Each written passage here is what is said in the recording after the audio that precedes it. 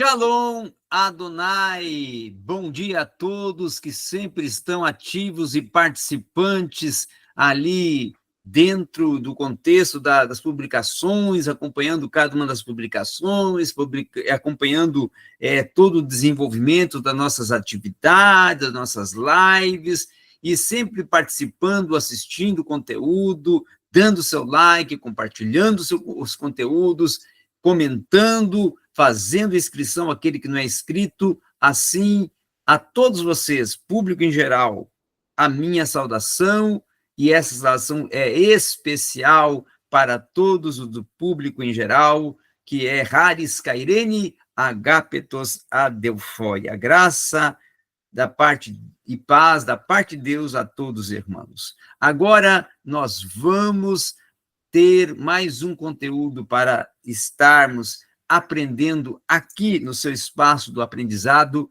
no espaço denominado no Transitar Teológico. Hoje, tratando sobre teologia no Novo Testamento, tratando sobre teologia paulina, pensamento paulino, vamos estudar, então, Paulo e o apocalipsismo. A crítica especializada, tá, considera que 7 cartas paulinas, geralmente reconhecidas dentro de um contexto teológico e escatológico, como também podemos até denominá-las como Romanos, 1º e 2º Coríntios, Gálatas, Filipenses, 1º Tessalonicenses, e também até vai ser incluso Filemão, são cartas que vão ter um contexto de alguma proposta apocalíptica.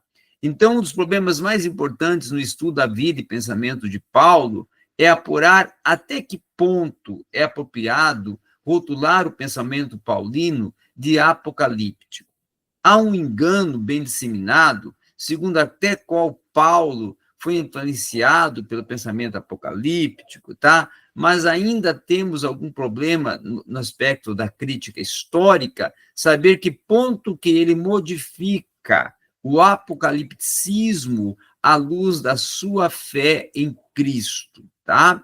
Então, é isso que vamos tratar. O centro do pensamento e da estrutura do pensamento paulino, a complexidade do pensamento teológico de Paulo, aumenta diante do fato, primeiramente, de que as provas primárias do seu pensamento, da sua teologia, se encontravam em cartas que estavam, de um certo aspecto, vamos dizer assim, mais voltada a tratar outros temas, outros assuntos, como o Evangelho, como morte e ressurreição de Jesus, como o próprio Cristo, a própria cristologia, a eclesiologia, a justificação pela fé, a antropologia, e é inserido algumas sequências apocalípticas dentro de um contexto das articulações de Paulo.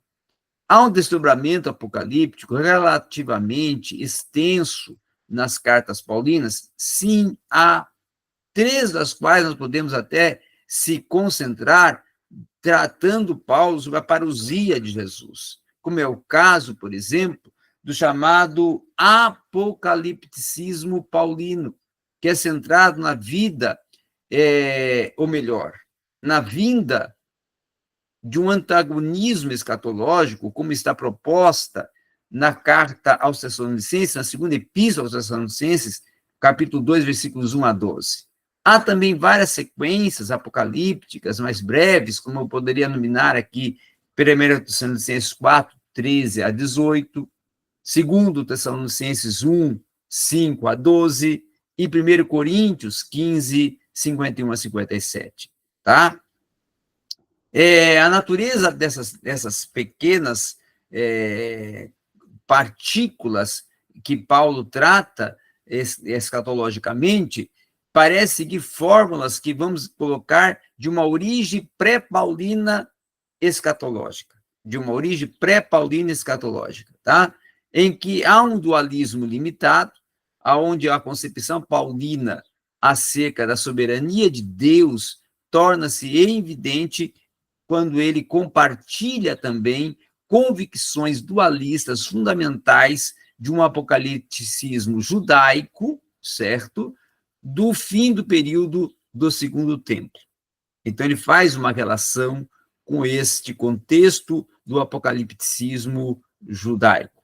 Há também um dualismo escatológico ou temporal, quando ele trabalha seguindo até a linha do pensamento dualista temporal do apocalipticismo judaico, também contrastando a presente era ímpia com a próxima era da salvação e trabalhando com essas questões pertinentes ao fim das eras. Paulo, então, vai atenuar e vai considerar a distinção de uma forma até aguda e comum do pensamento apocalíptico dentro das duas eras, entendendo questões da morte, da ressurreição de Jesus, de um acontecimento mais de âmbito escatológico, cósmico, trabalhando essas questões pertinentes a estar no mundo, ao mundo mal, à era por vir, à era presente e dominada por governantes, potestades demoníacas, fadadas, inclusive, à destruição. Então, uma crença, uma apologia, uma defesa, uma articulação de Paulo dentro da proposta, da temática da ressurreição de Jesus, que é muito importante e significativa. O Messias, com a proposta de convencer e trazer uma articulação sobre os acontecimentos escatológicos, apocalípticos, dentro do desenrolar da história, e que a própria ressurreição de Jesus faz parte dessa expectativa judaica tradicional pela também ressurreição dos justos, como Paulo trata na sua primeira epístola aos Coríntios, no capítulo 15, 20 a 23.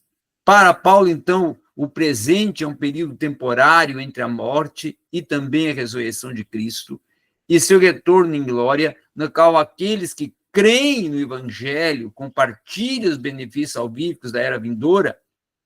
Nesse contexto, que nós podemos dizer que é um período temporário proposto por Paulo e é caracterizado pelo dom escatológico do Espírito de Deus, que é experimentado como um presente dentro da própria igreja para ser aquele que vai promover e conceder e agir na intervenção da salvação e na condição de levar a igreja até Cristo e prover meios e caminhos para a igreja permanecer em Cristo. Então, automaticamente, Paulo menciona a nova criação. Paulo menciona e faz associações apocalípticas com Isaías 65, 17, Isaías 66, 22, com Apocalipse 21, 1, nas suas cartas, nas suas abordagens dentro das suas epístolas. As abordagens, principalmente de contexto escatológico. Então, a estrutura básica do pensamento de Paulo, construída em torno do conceito até da história, vamos dizer assim, de todo um contexto da história da salvação, traz em si a ideia apocalíptica das duas eras sucessivas. E isso fica evidente, muito claro, em Romanos capítulo 5, versículos 12 a 21, trecho, inclusive, que Paulo esquematiza a história da perspectiva dos dois reinos, o de Adão e o de Cristo, ambos fazendo parte da experiência presente. Portanto, Paulo faz a distinção do já e do ainda não, que até é uma articulação, esta já e ainda não, proposta pelo teólogo contemporâneo da teologia do Novo Testamento, discípulo de Rudolf Bultmann, inclusive o Joaquim Jeremias, certo? Destacada pelo uso do indicativo e do imperativo em passagens como Gálatas 5, 25, que vai dizer o quê? Se vivemos indicativo pelo Espírito, andemos imperativo também sob a direção do Espírito, ainda que a carne tenha sido crucificada com Cristo, tá? Gálatas 2:20, e também aí vai ser retificado em Gálatas 3:24, também vai ser retificado em Gálatas 6:14, e depois vai de Romanos, Paulo também trabalha com esse assunto, em Romanos 6:2, Romanos 6:7, Romanos 6:22 e Romanos 8:13. Os desejos da carne ainda se representam áreas da tentação para os cristãos, como estão especificadas em Gálatas capítulo 5, versículos 16 a 18, Romanos, capítulo 6, versículos 12 a 14, Romanos 8, versículos 5 a 8, e essa obediência diária do cristão proporciona uma confirmação continuada e indispensável do ato original de crer em Cristo, até que se concretize a redenção futura da criação e a liberdade dos filhos de Deus. Então, nós vemos aí um dualismo espacial, a antiga cosmologia israelita, considerada o cosmo em 3 níveis, o céu, a terra e o Sheol. Essa mesma concepção do universo que é transmitida ao judaísmo primitivo. Embora ocorra um realce sobre a transcendência de Deus, caracterizado pelo judaísmo do fim do período do Segundo Templo, pressupondo uma distinção mais acentuada entre o mundo celestial e o mundo terreno.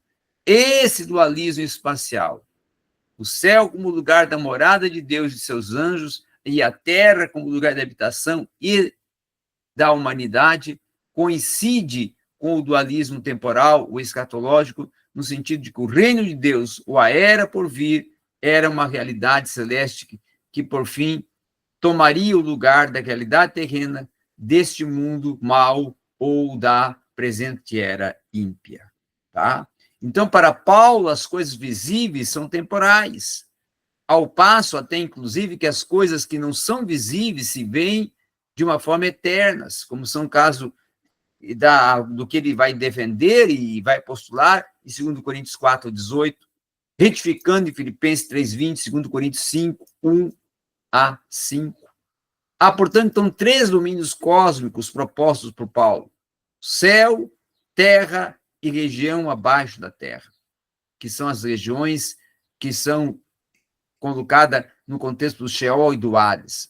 Sheol, Antigo Testamento, Hades, Novo Testamento. Embora a tônica normalmente recaia sobre os 2 domínios cósmicos, que são principais, que são céu, terra, né? O céu é o lugar da habitação de Deus, proposto por Paulo em Romanos 1, 18, Romanos 10, 6, Gálatas 1, 8, Efésios 6, 9, e o lugar onde agora Cristo está sentado, a mão de Deus está presente. Tradição baseada, inclusive, numa interpretação pré-paulina, que é, no caso, o livro dos Salmos, o livro poético dos Salmos. O céu é o lugar do qual Jesus também retoma e retornará no futuro próximo como Salvador e Juiz, como está especificado por Paulo em 1 Tessalonicenses 1, 10, 4, 16, Filipenses 3, 20 e também 2 Tessalonicenses 1, versículo 7. Então, Paulo trabalha essas questões de uma forma muito clara, de uma forma muito viva, e a ressurreição para Paulo é a ressurreição de Jesus, que não é um acontecimento isolado, mas é a primeira etapa da ressurreição geral dos justos mortos, é a primícia dos que dormem. Na qualidade até dos acontecimentos escatológicos, Paulo está certo de que a ressurreição dos justos, ela é o passo de abertura para a ressurreição eterna, a primeira ressurreição. Os que ressurgirem dos mortos, então, serão transformados em um novo modo de existência. Uma expectativa semelhante que ocorre nos escritos apocalípticos, até de contexto judaico, como o caso de Daniel, capítulo 12, versículo de número 3.